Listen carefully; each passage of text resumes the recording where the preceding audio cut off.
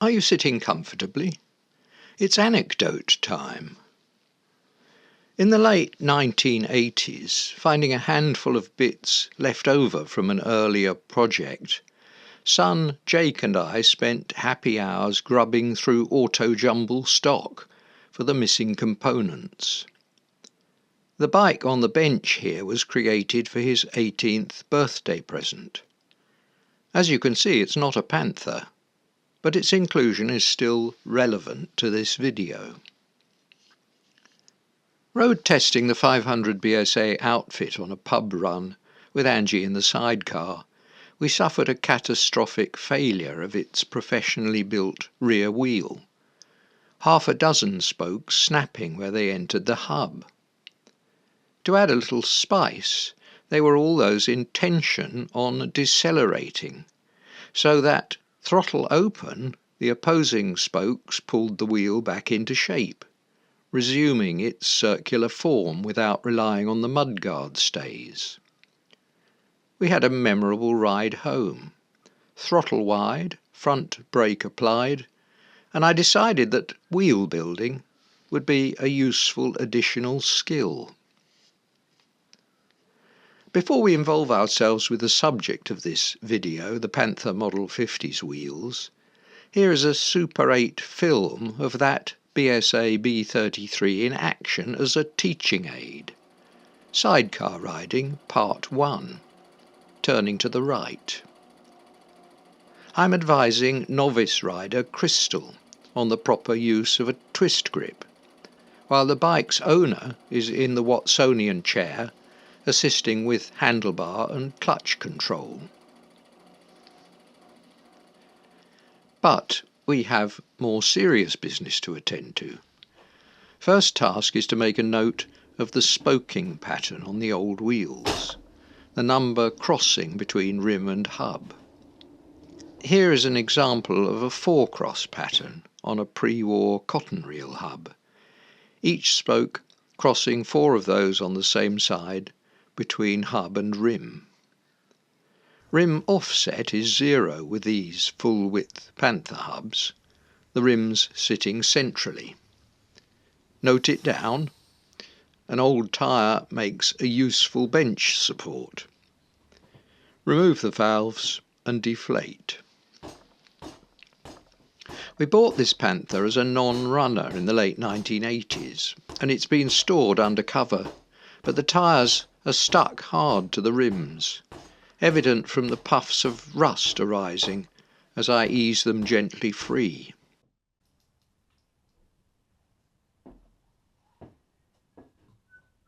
Tyre soap is not usually employed for tyre removal, but the covers are so age-hardened that I judge it helpful here.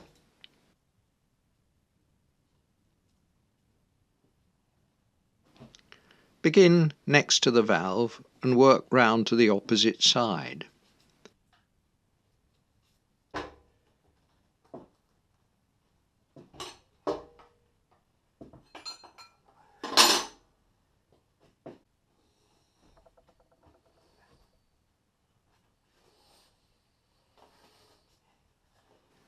I deliver the tube before tackling the second bead.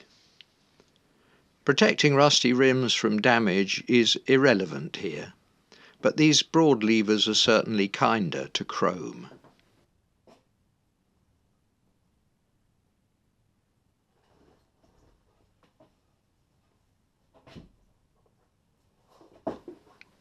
With hindsight, removal of the wheel spindle, brake plate and cover might have been a better starting point.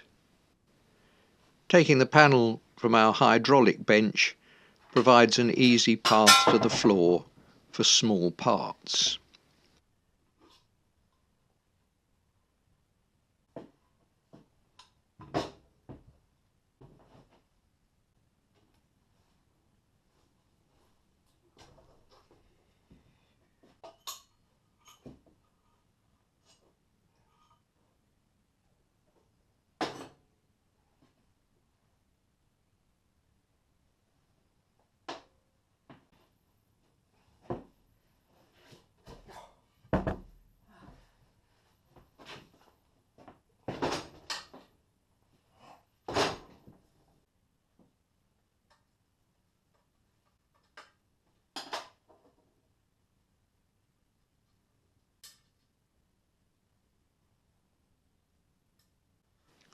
I'm saving a few spokes as patterns before taking a cutting disc to the rest.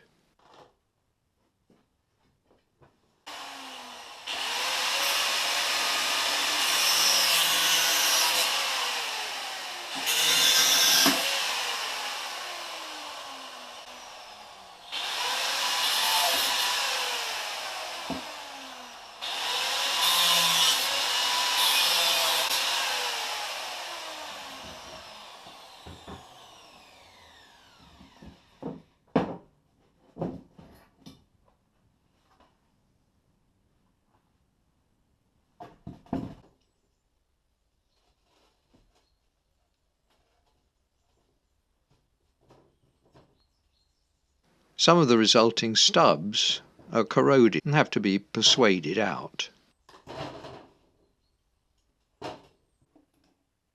Grease seals outboard of the bearings lever free, and old bearings are removed with the expanding tool from a slide hammer set.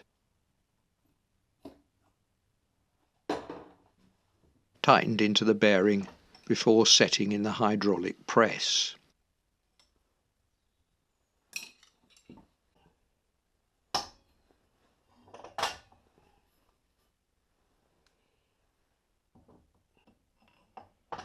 A square drive socket extension goes through the central spacer tube, which comes out with the bearing. Turn the hub over to remove the race on the opposite side.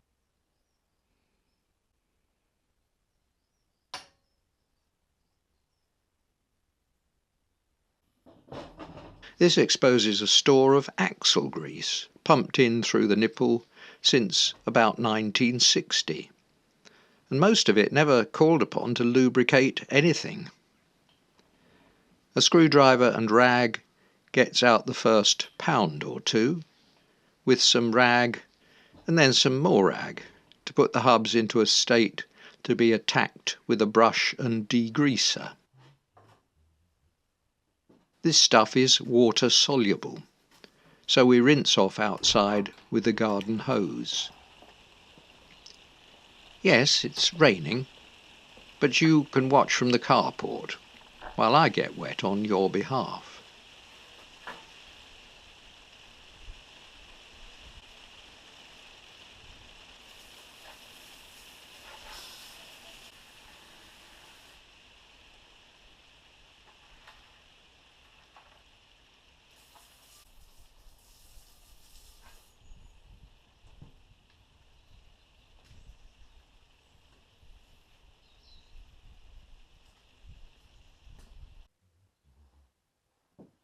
With the hubs degreased and dried out, I stuff more rag inside, seal the bearing recesses with PVC tape, and fire up the compressor, which lives in a corner of the gardener's shed next door.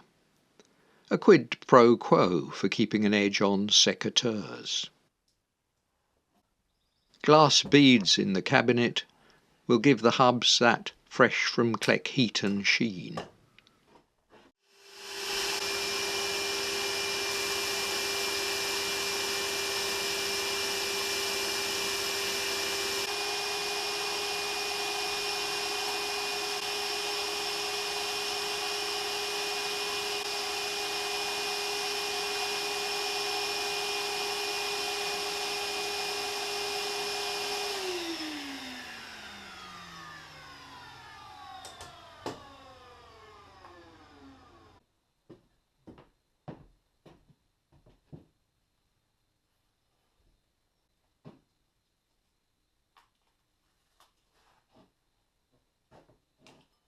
Hub covers and brake plates, similarly degreased, get a spruce up with abrasive rubber blocks in 3 grades, followed by a polish.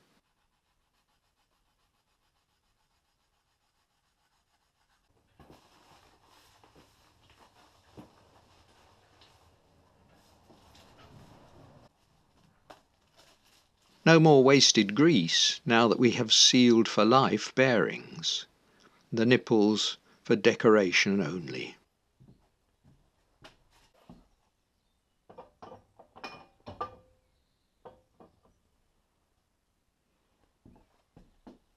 With housings spotlessly clean, the bearings press in from either side, not forgetting that spacer tube before the second one is inserted.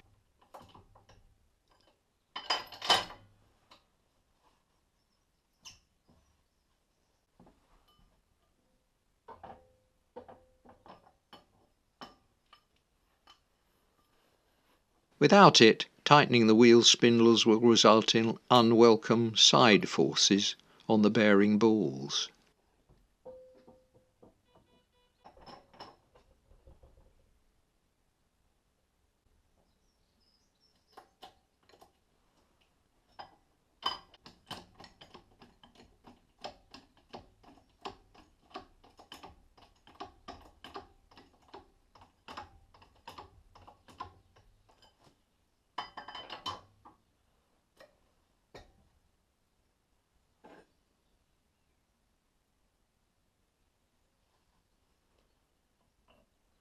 The old grease seals have no significant function but to fill the remaining recess.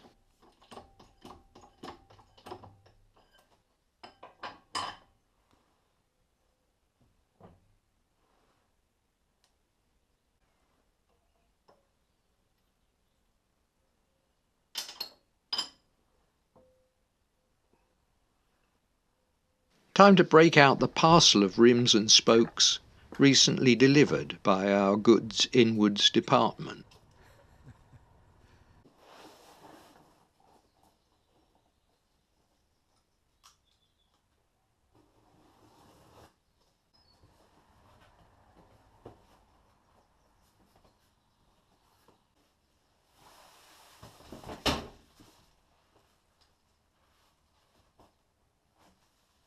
Rising prices on chrome plate, presumably because of tighter controls on the nasties involved, have made stainless rims more attractive.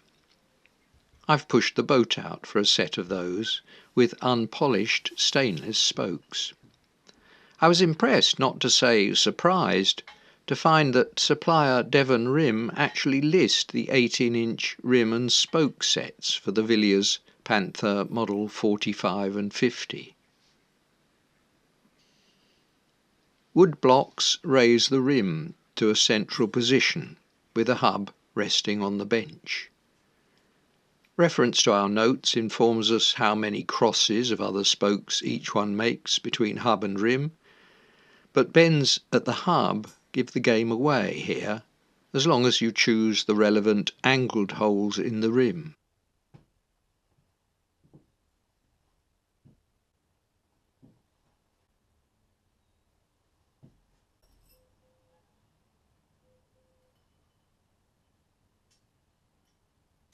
Threading all those on one side and one direction first makes for easier hole counting.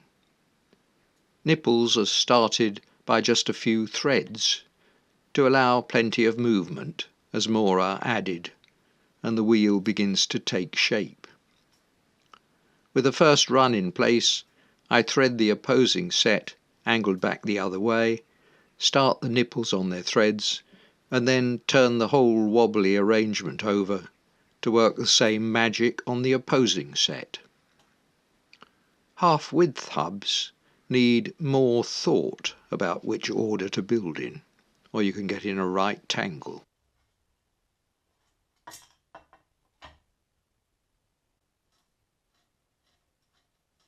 With the basic assembly complete, we can advance nipples to the end of the threads all round, which will still give a fairly loose wheel.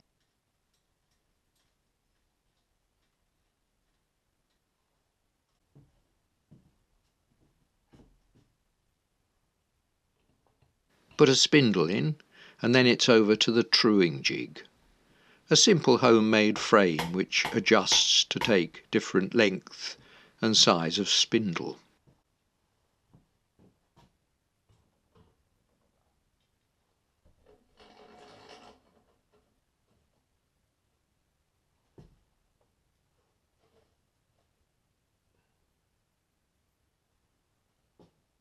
I spin and adjust by eye until the form begins to stiffen a bit and the offset can be checked.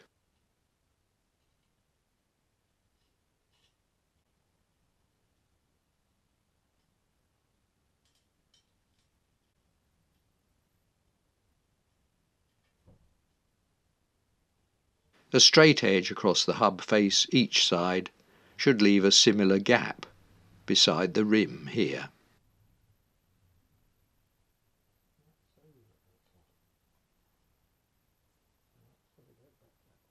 Work steadily round, resisting the temptation to take any one nipple all the way in.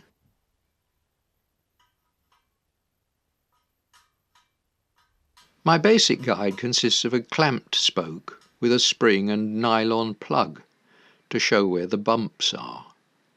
Steel rims are rolled from strip, the ends welded, and there's often a minor blip each time the joint passes. We are truing in two planes, checking both roundness and buckling or sideways wobble. The two, to some extent, interdependent.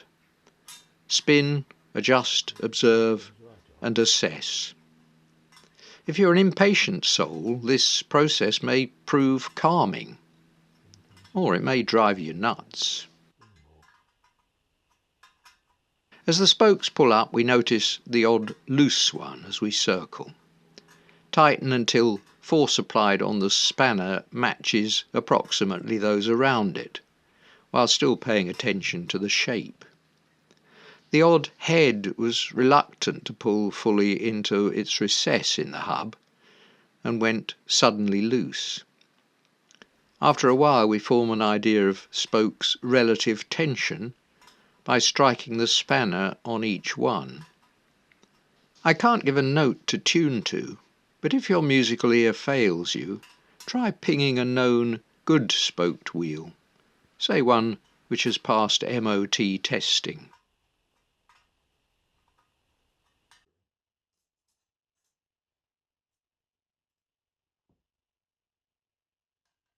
Where to work on a misshape is something that all builders must learn by practice.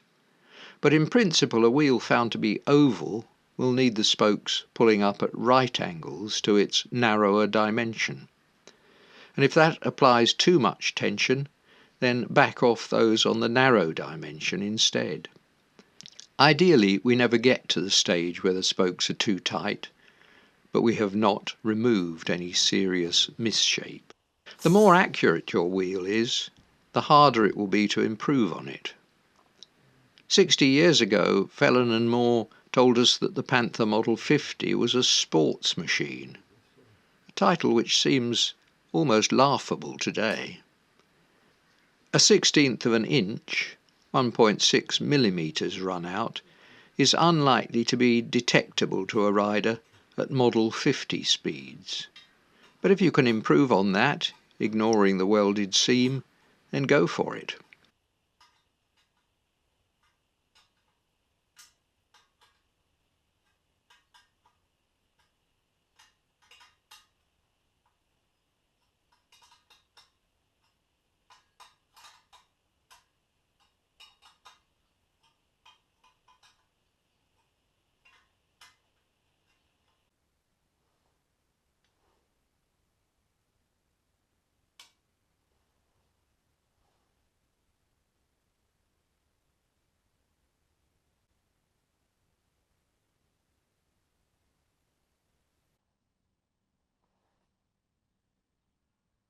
Ignore that because that's where the joint is.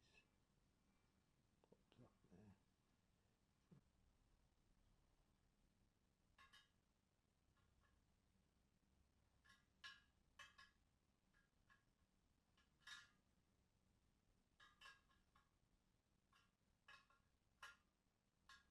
When we're satisfied that the wheel is true and all spokes are under similar tension, any spoke ends protruding from the nipples must be removed, or we will face the consequences later. There will almost certainly be a few standing proud, but a skim with the angle grinder soon cleans them up.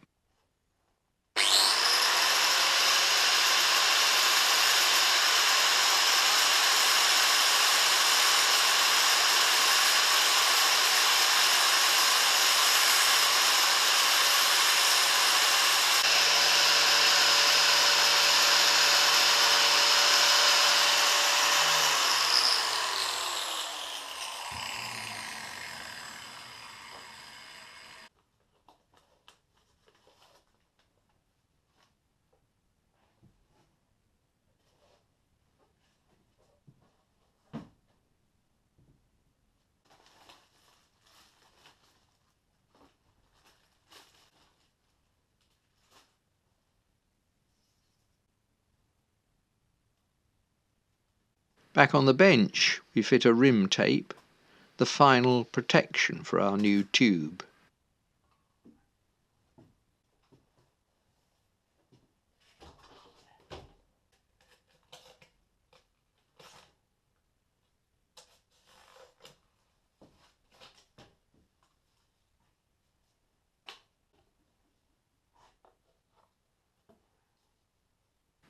Lay a new tyre on the old one as base, lather the bead up with tyre soap and ease one edge of the wheel in.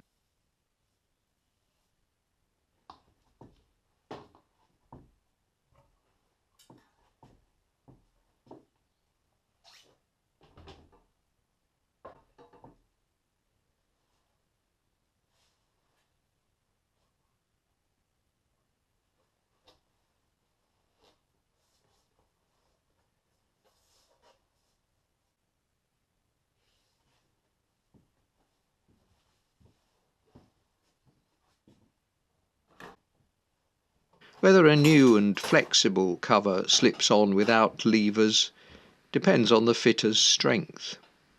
Obviously below par here.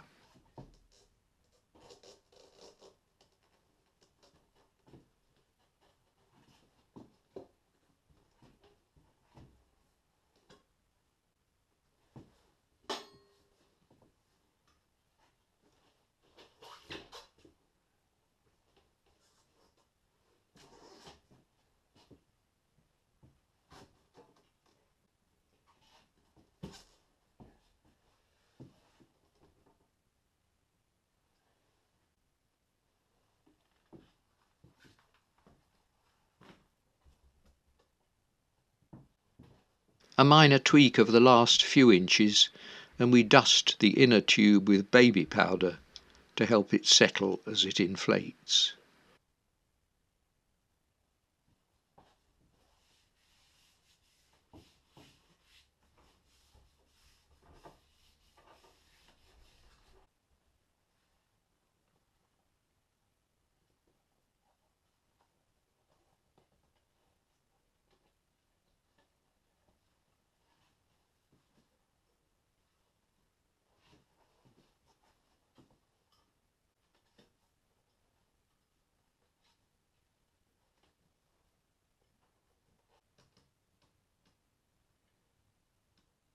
Ease the valve through the rim tape and rim and start its nut by a few threads so that it doesn't pop back. A little more air in the tube may lessen the chance of damage at this stage.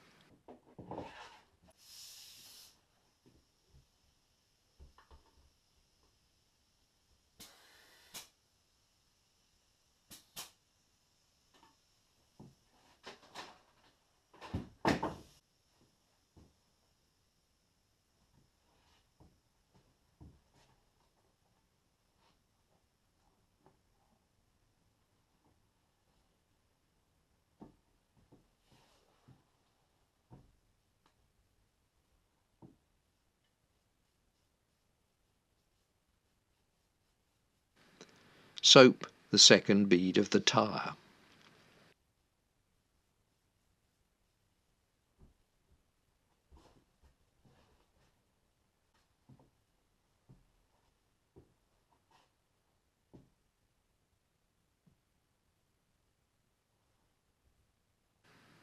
Getting the tyre down into the well of the rim eases fitting on the opposite bead.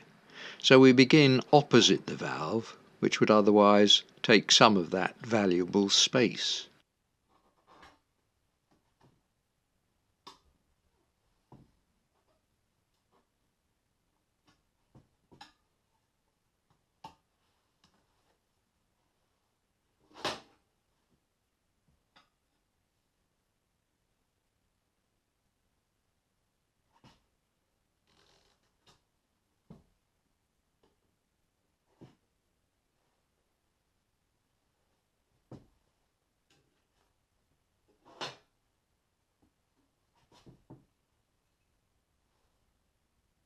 Work around each side towards the valve position, the last to ease over the rim.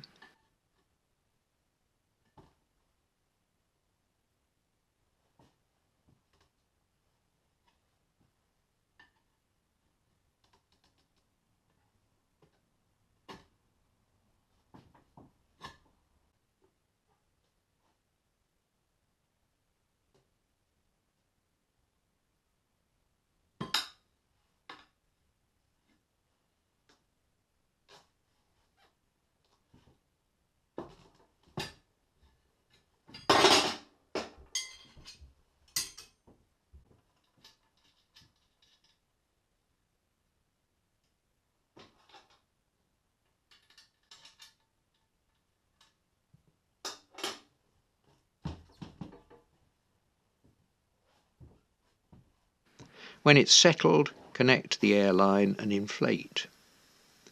I go a little above the required pressure to be sure that the beads sit perfectly into the rim. Leave it a while to settle and then reduce to the recommended pressure. Worth saying that no wheel that I built has ever yet collapsed, leading me to ponder reasons for our disaster on the BSA. My guess would be either a dodgy batch or spokes which were overbent and readjusted, weakening them at the hub.